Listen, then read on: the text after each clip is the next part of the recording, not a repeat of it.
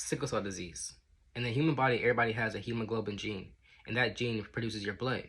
Well, for some people, their hemoglobin gene has a mutation, and that causes sickle cell disease.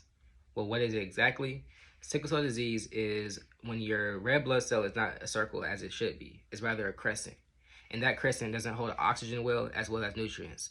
And it definitely does not pass through the blood vessels well either. It can cause a lack of blood flow because it sticks to the blood vessels, and that causes pain, and you can be hospitalized. Hospitalizations can last for hours, but it can also last for months. And for me, it varied. Sickle cell disease has caused me to have multiple heating pads.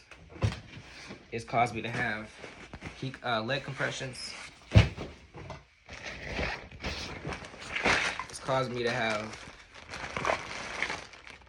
machines like this, body creams, oxygen, and also medications.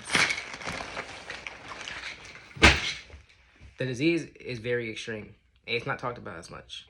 The money that goes into it is low compared to other chronic illnesses. And why is this important? Well, because recently in the last 5 years, there has been an invention to help cure this chronic disease. It's called CRISPR, CRISPR.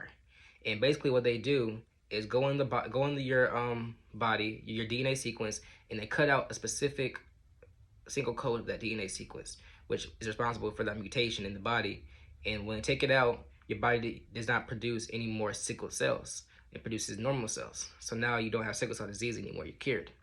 Well, the problem with this is that the cure costs $2.2 million. And to put this into comparison, the most expensive surgery in the world is chest surgery, and it's about $157,000. Well, the cure of sickle cell disease costs $2.2 million. That's more than 13 times the most expensive surgery in the world. And for us, and when I say us, I mean people who have sickle cell disease are mostly African American, African, or South American.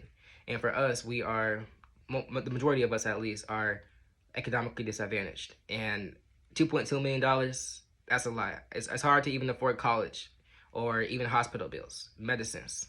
So $2.2 million is a lot. But this is important because, as we understand, if we can cure sickle cell disease by going to the source, which is a single code in the body, we can also cure other diseases, other chronic illnesses, such as Down syndrome, for example. This can be a precedent for that, because in Down syndrome, you have an extra chromosome, and you could possibly remove that extra chromosome from at birth, for example, and help the person develop into a typical person.